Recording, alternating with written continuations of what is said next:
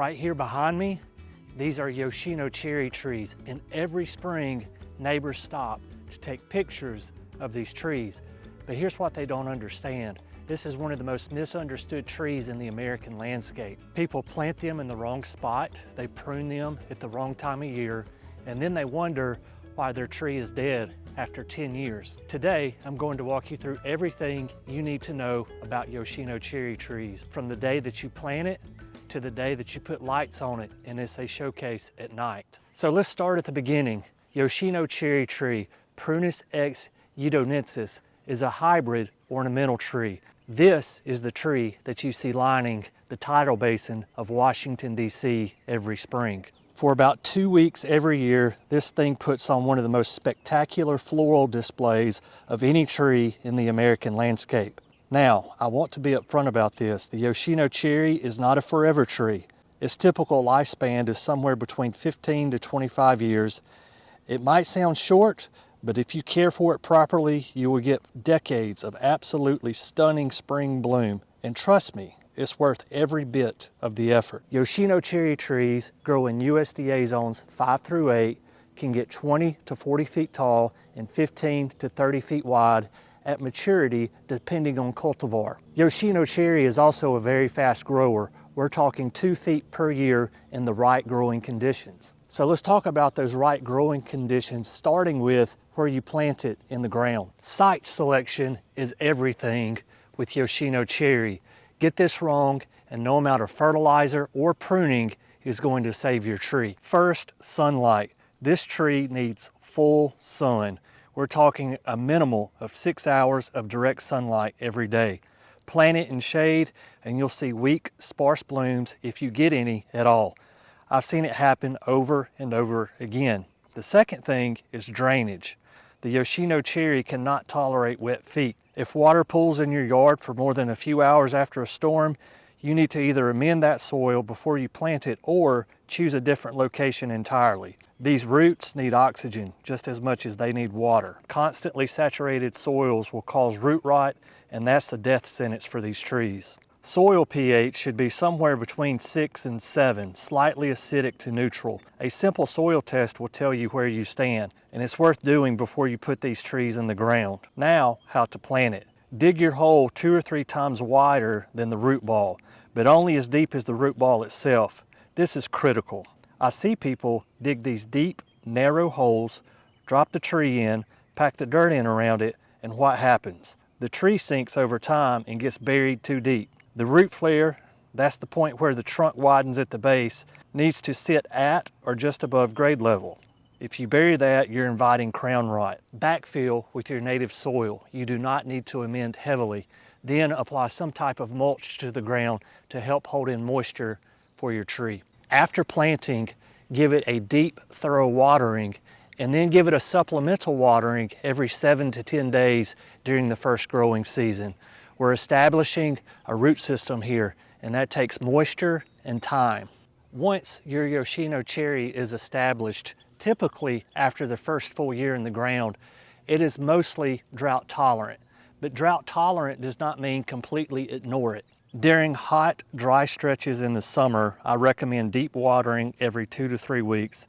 And when I say deep, I mean slow and steady, not a quick spray from the hose. You want moisture to penetrate 12 to 18 inches deep into the soil. A soaker hose or drip irrigation is ideal for this. What you want to avoid is overhead watering and sprinklers hitting the foliage. That creates prolonged leaf wetness, and that is an open invitation for fungal disease. We'll talk more about disease in just a moment.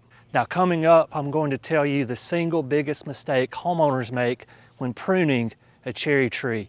And once you hear it, you'll never make that mistake again. Stick around. Okay, pruning. This is where I see most homeowners make the worst mistakes with their Yoshino cherries, and they prune during the fall or the winter. I hear it constantly. The leaves are down, I can see the structure, so I'll prune it now. Here's the problem.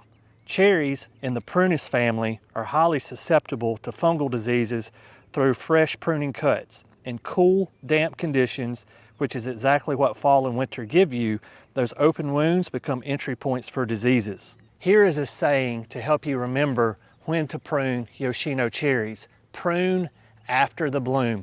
Once these blooms fall, we'll see green foliage come out.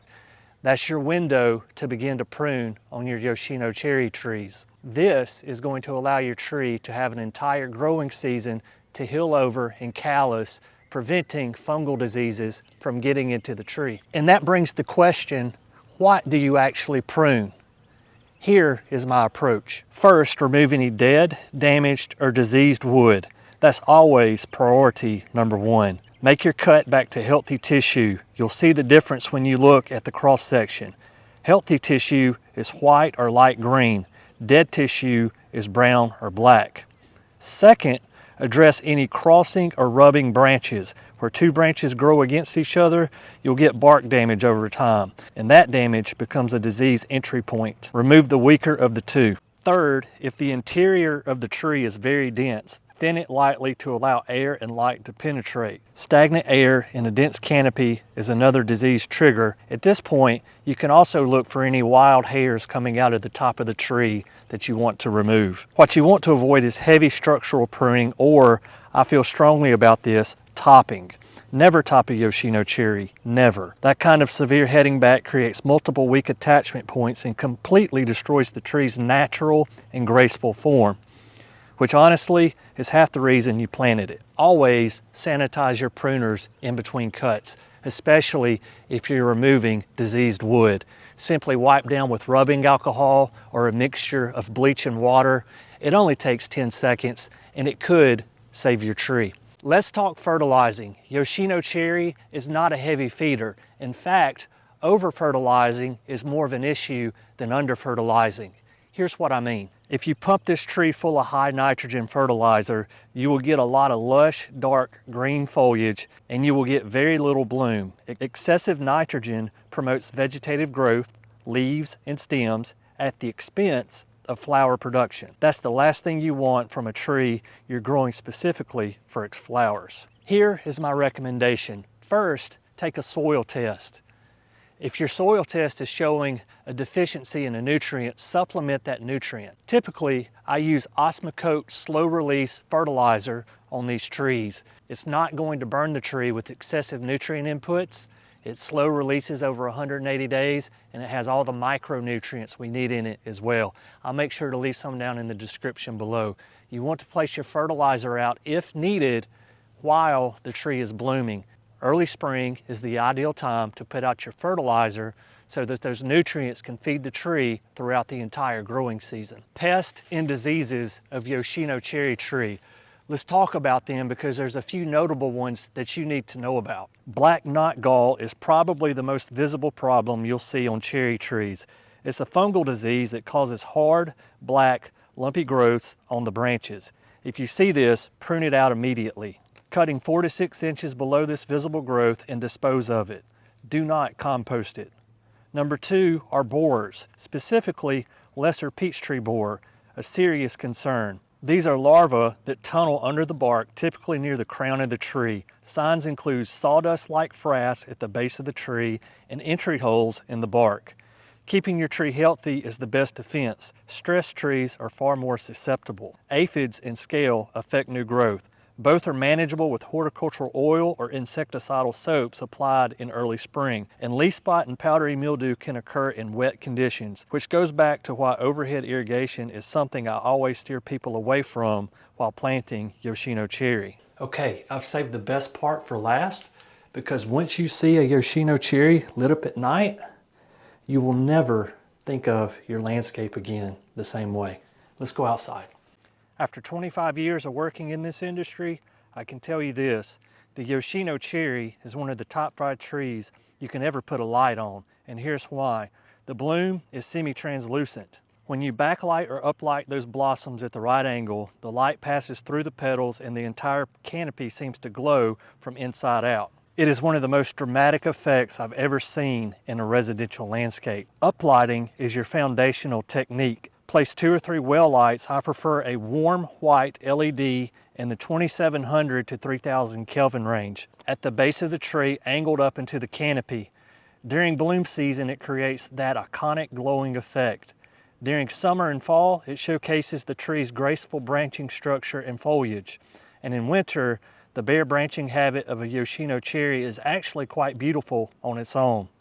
Positioning matters here. You don't want all your lights coming from a single direction. That creates a flat, uninteresting light. Try triangular placement. Place 2 lights on either side of the front of the tree or one behind. That gives you dimension and depth with your lighting. Now, a word about color temperature on lighting. I mentioned warm white around 2700 to 3000 Kelvin. That's intentional. Cool white or daylight temperature LEDs, 5000 Kelvin and above, tend to wash out the soft pinks and whites of the blossom. Warm white enhances them. Trust the warmer tones for flowering trees. I've done landscapes where Yoshino cherry was the centerpiece of the entire outdoor lighting plan, and every single time it's the first thing people comment on. Before I let you go, here's one thing that I don't think most people consider when planting a Yoshino cherry: the placement of the tree relative to the home's windows and sight lines. Most people plant a Yoshino cherry and walk outside to enjoy it, but if you position it intentionally where it falls in the direct line of a side of a primary window in your home, you can enjoy the bloom from inside your house. Every morning over your coffee in late March, early April, depending on your zone, that tree is right there for your viewing. And at night, with the right lighting, that same window becomes the best view in your house. That kind of thing adds real lasting value to your property and your daily life as well. All right, that is my complete guide on Yoshino cherries: planting, growing, pruning, fertilizing, and how to light it up the right way. If you found this video helpful, go ahead and give it a thumbs up. It helps other people find this video who loves landscapes just as much as we do. And I also love to see your Yoshino cherries in bloom. Down in the comments below, let us know how your Yoshino cherries are doing, especially in zones 5 and 6, where you're a little bit behind me here in the growing season. And if you want to learn more about landscape lighting, I've done a video on that as well. I'll leave that video here for your enjoyment.